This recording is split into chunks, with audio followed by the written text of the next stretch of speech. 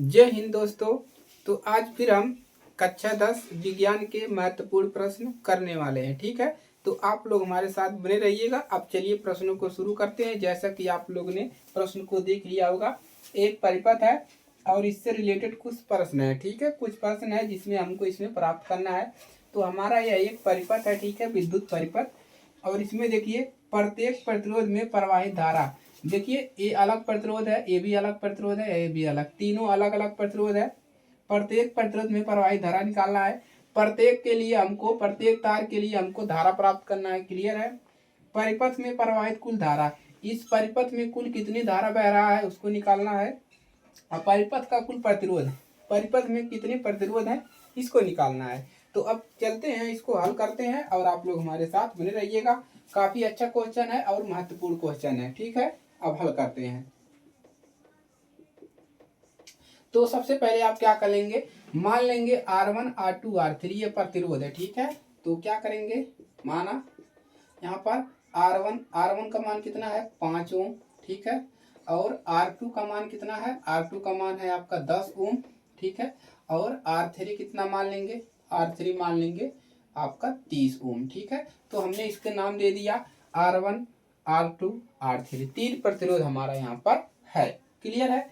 अब देखिए यहाँ पर 12 वोल्ट का बैटरी लगा है, यानी आपको बी का मान भी दिया है, कितना दिया है 12 वोल्ट।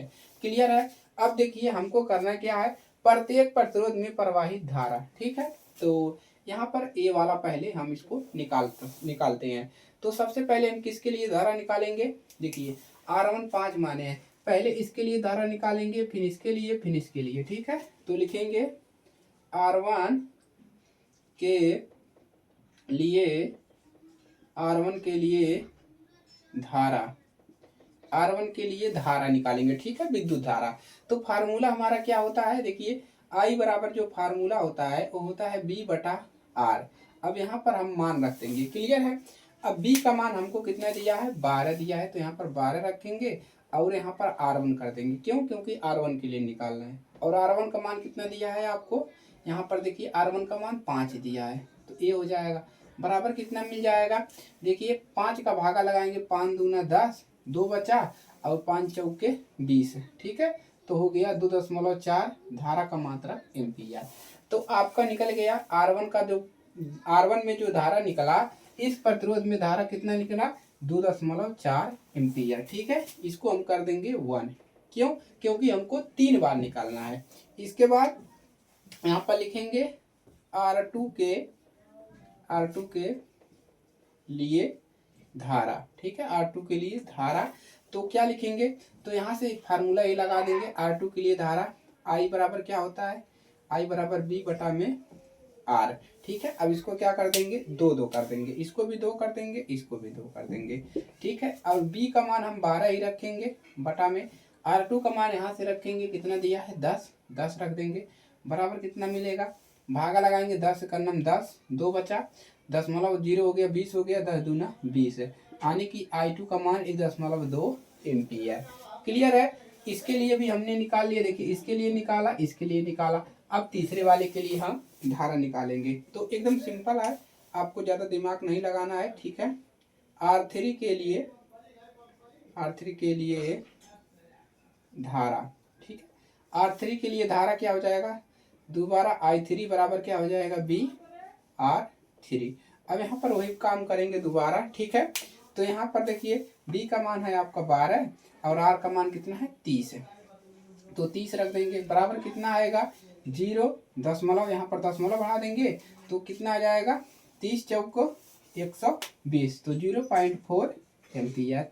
ये निकल गया आपका तीनों प्रतिरोध के लिए, आपका क्या निकल गया, धारा निकल गया। हमको पूछा क्या था, प्रत्येक प्रतिरोध में प्रवाहित धारा, तो पूरे प्रतिरोध में हमने सभी के लिए धारा निकाल लिया। ठीक है, प्रत्येक प्रतिरोध में प्रवाहित धारा कितना निकला। अभी क्या करेंगे, अभी इस धारा को हम क्या कर लेंगे, जोड़ लेंगे, तो कुल धारा कितना हो जाएगा, तो प्रत्येक प्रतिरोध में धारा निकल गया, परिपथ में प्रवाहित कुल धारा निकालना है। तो अब यहाँ पर हम यहाँ पर लिखेंगे बी वाले में क्या लिख देंगे, यही लिखेंगे। ठीक है, प्रवाहित कुल धारा, यहाँ पर लिखेंगे परिपथ में प्रवाहित परिपथ में प्रवाहित कुल धारा, ठीक है। कुल धारा कितना हो जाएगा, तो I बराबर क्या होता है, I कुल धारा को I से लिखते हैं। कितनी धारा है, 1 2 3, 3 धारा है, तो I1 plus I2 plus I3। क्या करेंगे, देखिए 3 धारा निकाले हैं तो तीनों को जोड़ लेंगे तो कुल धारा मिल जाएगा। क्लियर है। अब यहाँ पर मान रख देंगे। अब I1 का मान कितना निकाले हैं, 2.4 प्लस I2 का मान 1.2 प्लस I3 का मान यहाँ पर निकाले हैं 0.4। अब सबको जोड़ लेंगे तो 4 2 6, 6 4 10 के 0, हासिला 1 0 1 1 हुआ। फिर यहाँ पर 3 और एक हासिला 4, तो 4.0। तो धारा कितना निकल गया, 4.0।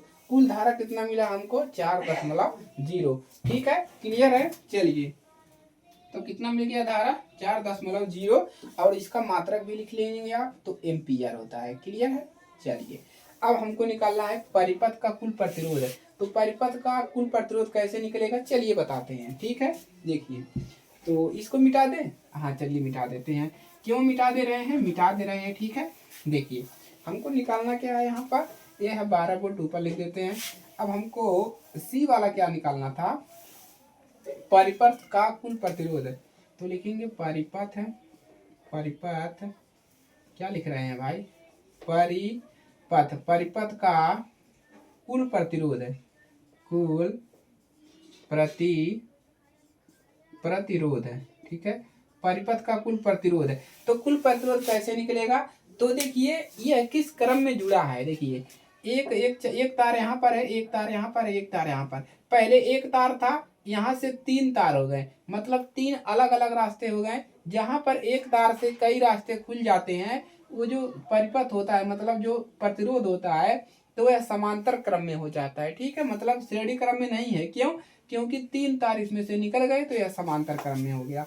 तो आपको करना कुछ नहीं है, यहाँ पर लिखना है कि R1 कामा R2 और R3 को समांतर क्रम में जोड़ने पर, समांतर क्रम में जोड़ने पर, क्रम में जोड़ने पर हम इसको क्या करें, समांतर क्रम में जोड़ देते हैं। इधर वाला नहीं लिखे हैं तो लिख लीजिए। ठीक है, अब देखिए यहाँ पर हम करेंगे क्या, फार्मूला क्या होता है, 1 में R बराबर 1/R1 प्लस 1/R2 और प्लस 1/R3। अब इसी पे मान रख देंगे 1/R1। R बराबर क्या हो जाएगा, 1/R1 का मान हम यहाँ पर पहले ही लिख चुके हैं कि 5 है, R1 का मान 5 है, R2 का मान कितना है हमारा 10 है, और R3 का मान हमारा 30 है। अब इसी को हमको हल करना है। तो देखिए 1 में R1, R बराबर क्या हो जाएगा, अब सभी का एलसीएम लेंगे तो 5 10 30, 5 10 30 का एलसीएम कितना मिलेगा, आप लोग बताइए। 5 10 30 का एलसीएम कितना मिल जाएगा, इसको बताना है। ठीक है, 5 10 30 का एलसीएम कितना मिलेगा।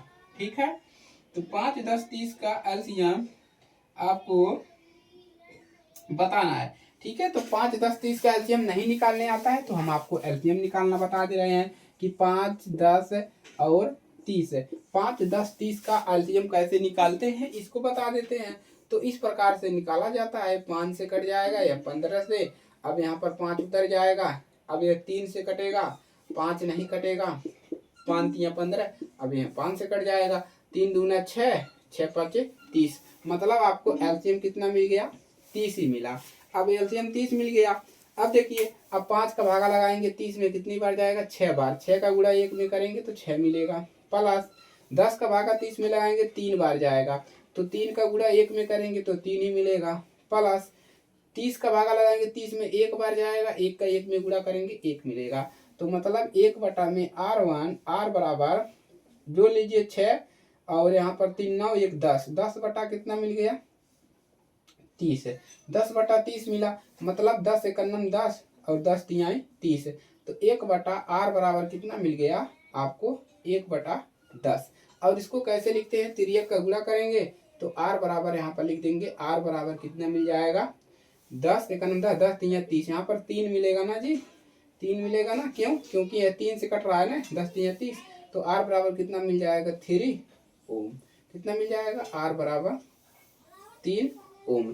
क्लियर है। तो क्या निकल गया, परिपथ का कुल प्रतिरोध कितना है, 3 ओम है। तो इस प्रकार से आप लगाना है और आपको 6 अंक प्राप्त कर लेना है। क्लियर है। 6 अंक का पेपर में आता है या 5 अंक का आएगा, लेकिन ये इस प्रकार के प्रश्न आपको आएंगे। अगर यह प्रश्न नहीं भी आता है तो इससे रिलेटेड ही प्रश्न आएंगे, इससे ज्यादा एडवांस प्रश्न नहीं आएगा। तो कितने अच्छे तरीके से हमने सभी प्रश्नों को सॉल्व कर लिया, कुल प्रतिरोध निकाल लिया, कितना धारा है उसको भी निकाल लिया, कुल धारा, और सभी के लिए हमने धारा भी निकाल लिया। क्लियर है। चलिए, तो लाइक कर दीजिएगा, सब्सक्राइब कर दीजिएगा, चैनल पर नए हैं, और अपने दोस्तों के पास शेयर कर दीजिएगा। ठीक है। मिलते हैं नेक्स्ट पार्ट में, इसके अगले पार्ट में। तब तक के लिए जय हिंद, वंदे मातरम।